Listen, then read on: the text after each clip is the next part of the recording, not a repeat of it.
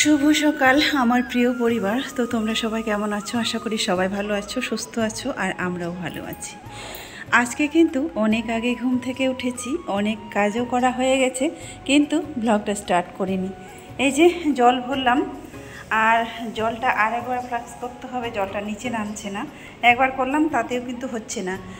এই জলটা কিন্তু প্রচুর আয়রন। তো তোমাদের অনেক আগেও বলেছিলাম, জলটা দেখলে মনে হবে যে মানে ঘোলা জল কিংবা গোবরে ঘুটা দিয়েছে, এরকম ঘুটিয়ে ঘুলে দেয় যেমন, সেরকম আর কি লাল জলটা। উপরে জলটা তোমরা দেখতেই পাচ্ছ কত ঘোলাটে আর লালচে। তো যাই হোক, জল ভরা হয়ে গেছে আর ঝাড়ু দেওয়া সমস্ত কিছু হয়ে গেছে। দুটো ঘরেই ঝাড়ু দিয়েছি, পরিষ্কার করা হয়েছে, কিন্তু এই কাপড় চোপড়গুলো এলোমেলো আছে। কারণ কি বলতো, কে হয়তো এই যে সব এলোমেলো করে রেখে দিয়ে গেছে।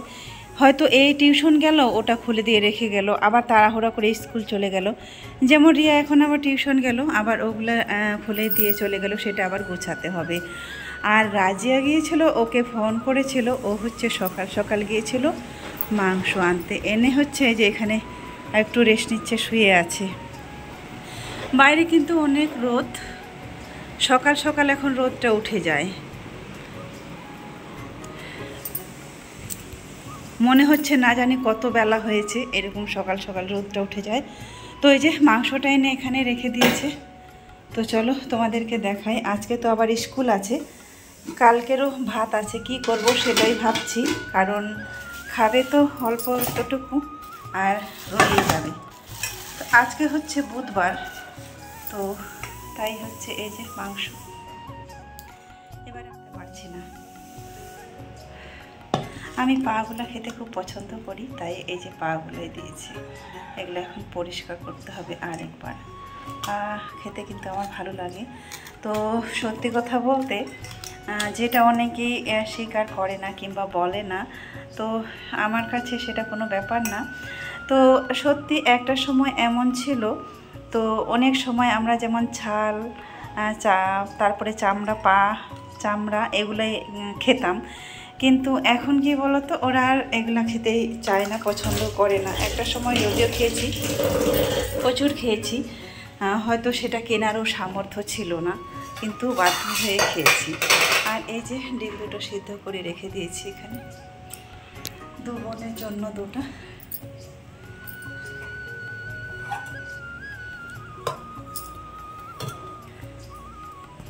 এখন হচ্ছে কালকে যে রাজিয়া রেখে দিয়েছে খেতে খেতে, ও হচ্ছে ভাত নষ্ট করবেই, ও একটু না একটু রাখবে, এটা ওর বাজে অভ্যাস।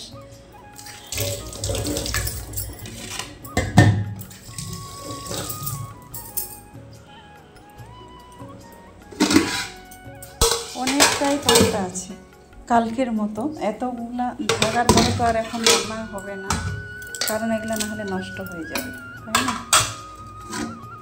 কেউ হয়তো পরে আবার খাবেও না। আর পান্তা হচ্ছে আমি ধুয়ে খাই।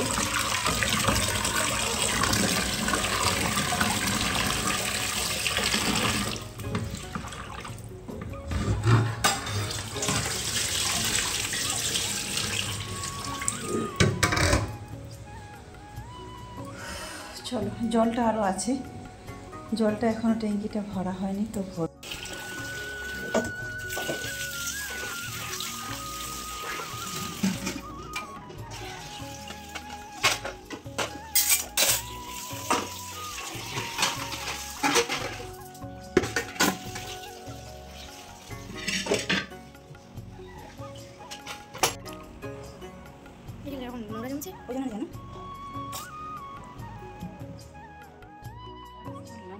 দেখা যাক এবার যায় কিনা।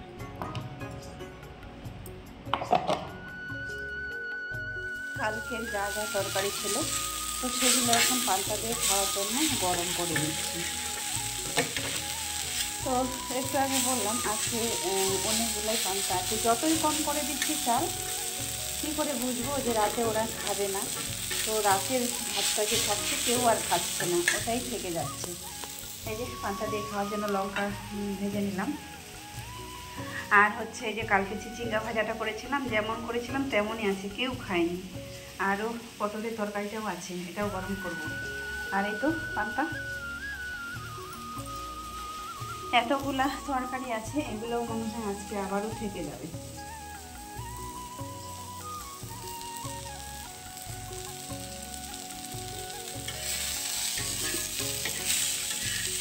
এই গরমে তো আজকে খেতেই চায় না, একবার যদি কোনো রকম দুপুরে একটু খেয়ে নেয় তাহলে ব্যাস হয়ে গেল, আর খাওয়ার কোনো দরকার মনে পড়েনি। তো বন্ধুরা, আজ তোমাদের যে কথাটা বলতে চেয়েছিলাম একটু দেরি হয়ে গেল বলতে, হয়তো সত্যি মৃত্যু যে কতটা কাছের সেটা আমরা কখনোই উপলব্ধি করি না, তাই না? জেনেও যেন জানতে পারি না মৃত্যু আমাদের কতটা ধারে কাছে আছে। সত্যি যেই মানুষটাকে গত 1 বছর আগে, 1-1.5 বছর আগে দেখে এসেছি, একসঙ্গে কথা বলেছি, পাশাপাশি বসে একসঙ্গে খেয়েছি, সেই মানুষটা আজ নেই। হঠাৎ করে শুনতে কেমন বুকের পাপাসটা কেঁপে উঠছে না? হ্যাঁ সত্যি। আর এটাও বলবো, যারা ভালো মানুষ, যারা সৎ সরল সহজ, তারাই হয়তো এই পৃথিবীর বুকে কম দিন স্থায়ী হয় আমার মনে হচ্ছে। কার কথা বলতে চাইছি সেটা তোমরা নিশ্চয় বুঝে গিয়েছো। এই যে কটা দিন আগে আমাকে নিয়ে অনেকেই ট্রোল হলো, অনেকেই অনেক ট্রোল করলে আমাকে নিয়ে। প্রিয়ার শ্বশুরের কথাটা বলছি, কেমন মানুষ ছিল। কটা 3:30, 3:44, মানে 4টা বাজতে যাচ্ছে আর কি। তো চলো এখন যাচ্ছি আমি রান্না করতে, এদিকে রোদের দিকে তাকাতে পারছি না। তো তোমরা বলবে যে এখন 4টা কেন রান্না করছি? তো দেখো ওরা কিন্তু 4:30, 5টার মধ্যে আসবে, তো সেই জন্য এখন রান্নাটা করব। সমস্ত কিছু রেডি করা আছে, রেডি করে রেখে দিয়েছি। আর এই কারণে রান্নাটা করিনি, ওরাই যেহেতু ঘরে নেই, আর আমি রান্নাটা করেই বা কী করবো, আমি একা খাবো, তাই হচ্ছে রান্না করিনি। সকালে তো সবাই মিলে পান্তা খেয়েছিলাম, পান্তা মুড়ি যা যেটা পেরেছিল সেটাই খেয়েছিল। তো এখন যেহেতু ওরা আসার সময়, তাহলে ওরাও আসবে, আমার রান্নাটাও কমপ্লিট হবে, সবাই মিলে একসঙ্গে খাবো। তো এই জন্যই হচ্ছে অতক্ষণ ধরে রান্নাটা করিনি। আর এই যে এটা হচ্ছে রিয়া, হচ্ছে এটা টিউশনি থেকে এনেছিল, কোথা থেকে জানি না। তো চলো রান্নাটা বসিয়ে দিয়েছি, দিয়ে আমি বললাম একটু ভিডিওটা স্টার্ট করি। আর অতক্ষণ হচ্ছে করলে করে নিতে পারতাম, ভাতটা হচ্ছে ঠান্ডাও হয়ে যাবে, আর ওরা হচ্ছে খেতেও পারবে না, এসে ঠান্ডা হয়ে যাবে। আর একসময় যেহেতু ওরা খাবে না, তো তাই ভাবলাম 1টা কিংবা 2টা 3টার দিকে রান্না করে কি করব, তাই না? আমার রান্নাও হবে, ওরাও আসবে, সবাই মিলে। তো আমি যখন যেদিন তাদের বাড়িতে যাই, রাত্রিবেলা যখন গিয়ে ঢুকি, তখন থেকেই মানুষটা হয়তো পরিচিত নয়, চিনে না, জানে না, শুধু প্রিয়ার কাছে শুনলো কোথা থেকে এসেছে আর কী জন্য এসেছে। তারপরে মানুষটার এত সুন্দর ব্যবহার, কথাবার্তা, সত্যি আমি তোমাদের বলে বোঝাতে পারবো না। আমার ভিডিও স্কিপে আছে, এখনও তোমরা দেখে নিতে পারো। রাত্রি 12টা পর্যন্ত বসে গল্প করেছে, তারপরে বলল ঠিক আছে এখন তাহলে ঘুমাও, কালকে আবারও কথা হবে। মনে হচ্ছিল যেন মানুষটা কতদিন আমার পরিচিত কিংবা খুব কাছের, বাবা কাকা কিংবা গুরুজন এমন করে কথা বলছিল। সত্যি খুব আপন মনে হয়েছিল মানুষটাকে দেখে। সেই মানুষটা আজ নেই। শুনতে কেমন অবাক লাগে না? শোনার পরে রোজ তার ভিডিও দেখতাম, 2 জায়গায়, প্রিয়ারও দেখতাম, কল্পনারও দেখতাম, কেমন আছে আপডেটটা নেওয়ার জন্য সবার কাছ থেকে শুনতাম। আমার দীর্ঘ বিশ্বাস ছিল, যখন খাচ্ছিল খাওয়াটা দেখে মনে হচ্ছিল সত্যি মনে হয় ভালো হয়ে যাবে, কিন্তু এরকম যে মানে কি বলবো, না ফেরার দেশে চলে যাবে, সেটা কখনো বন্ধুরা কল্পনাও করিনি। তাছাড়া খুব একটা যে বয়স হয়ে গেছিল সেটাও না, তার থেকে আরও বেশি বয়সের মানুষও এখনও আছে। তো সেই মানুষটার কথা বলতে গেলে সত্যি চোখে জল চলে আসছে। তারপরের দিনে বলছে আমরা যখন বাড়ি যাব, শুনে বলছে না আজকে বাড়িতে যাবে না, তোমাদেরকে কোচবিহার সে রাজবাড়ি ঘোরাতে নিয়ে যাব। কোথায় কোথায় যেন নাম বলল, সেই নামগুলো হয়তো আমি কোনোদিন শুনেছি কিংবা কোনোটা শুনিও নি। তারপরে প্রিয়া এসে বলল বাবা তুমি যে এই কথাগুলো বলছো, তারা সে কি চিনে বাবা, সে কি জানে? বলছে না চিনলে কি হবে, আমি তো নিয়ে যাব ঘোরাতে, তাই না? তো সেই মানুষটা যে আজ নেই, শুনতে কেমন লাগছে বলো তো? সত্যি খুবই কষ্ট লাগছে। দুজনকেই, তার শ্বশুর শাশুড়ি দুজনকেই আমার খুব ভালো লেগেছিল, কারণ ওর শাশুড়ির ব্যাপারে যেটা শুনছি, কিন্তু এবার কি কারণে শুনছি সেটা আমি জানি না, কিন্তু তার শাশুড়িও আমার কাছে খুব ভালো মানুষ। কারণ এদিকে প্রিয়া রান্না করেছে আর তার শাশুড়িও রান্না করার আগেও একবার ডাকতে এসেছিল, বলছিল যে আজকে আমাদের ঘরে খাবে, তোমার কাকু হচ্ছে দেশি মুরগি নিয়ে এসেছে, আজকে আমাদের ঘরে খাবে। তখন আমি বললাম, কাকিমা প্রিয়াই তো রান্না করেছে অনেকগুলা, এখানেই খাবো, এই কথাটা বলেছিলাম। তারপরে যে সত্যি খাওয়ার আগে সেই মুরগির মাংসটা এনে দিয়েছিল, আরও কী যেন মুরগির মাংস আর একটা কী যেন এনে দিয়েছিল। তো সত্যি মানুষ, আমি বলতে পারবো না, প্রিয়ার তো তুলনা হয় না, তোমরা যে যাই বলো না কেন, যারা কাছে থেকে দেখোনি তারাই হয়তো তাদের নামে এই বদনামগুলো করো।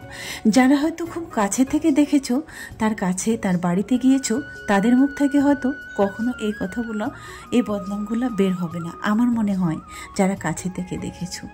তো সেরকমও যবে থেকে ওই খবরটা শুনেছি, আমার ভিতরটা যেন কেমন করছে। সত্যি যদি কাছে হতো তাহলে হয়তো শেষ দেখাটা একবার দেখে আসতে পারতাম, কিন্তু আমার আপ্রাণ চেষ্টা থাকলেও কিন্তু উপায় হবে না। কারণ আমি পৃথিবীর একটা কোণায় আছি, বলতে গেলে তার যে দূরত্বটা, তার যে বাড়ি, আমি এক কোণায় পড়ে আছি। তো সেটা শোনার পরে সত্যি খুব কষ্ট হচ্ছিল, কান্নাও করেছিলাম অনেক। আর প্রিয়া যে ভিডিওটাতে কান্না করেছিল, সেই ভিডিওটা দেখার পরেও খুব কষ্ট হচ্ছিল। সে বেচারা অনেক করেছে, তার একটা ছোট্ট বাচ্চা নিয়ে সে যা করেছে, তার ক্ষমতা, যার যা শক্তি, উপরওয়ালা তার ক্ষমতাটা আরও বাড়িয়ে দেখ, এটাই বলবো।